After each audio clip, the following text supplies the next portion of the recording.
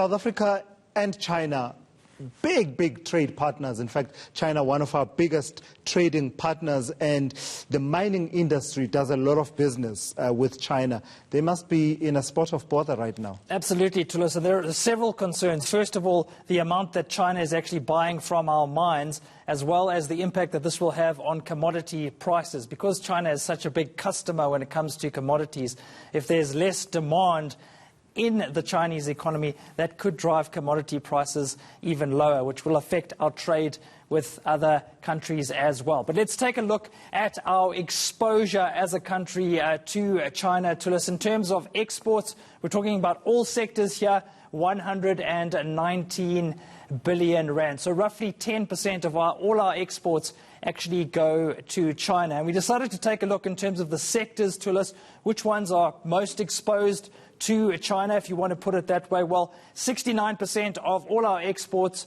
to China come from the minerals industry and about 14% from the metals industry. So overall, about 85% of those exports come from the mining sector. And that's worth about 82 billion rand when you look at mineral exports. It is a lot of money to us, and it means a lot to South Africa's economy in more ways than one. For example, the mining sector contributes 361 billion rand to South Africa's GDP, and it employs almost 500,000 people. So a knock to Chinese demand, Thulas, could have serious implications for the mining sector here in South Africa. But this is important.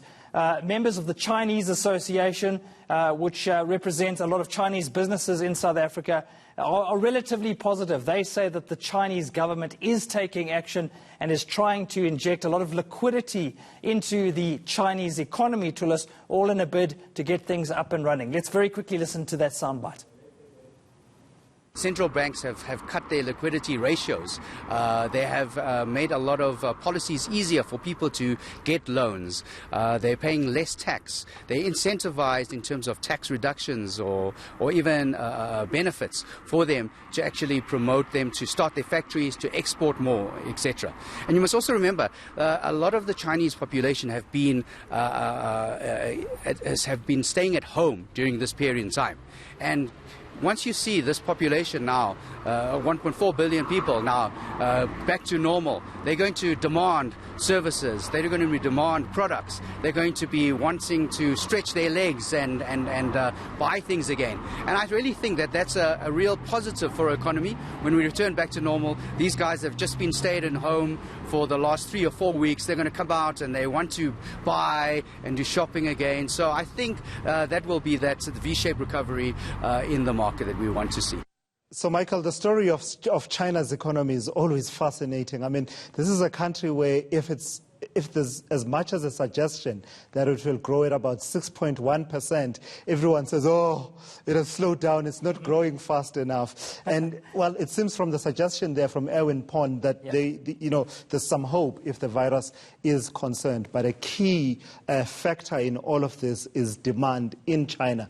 And those numbers are not looking great right now. Absolutely, Thulas. One of the key indicators is the Purchasing and Managers Index. And let's take a quick look at that, and we'll get a sense of what's going on here, Thulas. So this figure has dropped below 50 for the first time in several months. And anything below 50 suggests, Thulas, a contraction in terms of economic activity. In fact, it dropped to 40.3% in January. And by the way, that is its lowest number in 16 years. In fact, the lowest number since the index was actually started in 2004. And this means to us that factories are really getting concerned about whether there is going to be demand for their products, and so they're not sourcing raw materials and supplies from other places like South Africa. So certainly at the moment, sitting at 40.3, it really suggests that there's a contraction in terms of activity in China's factories. And just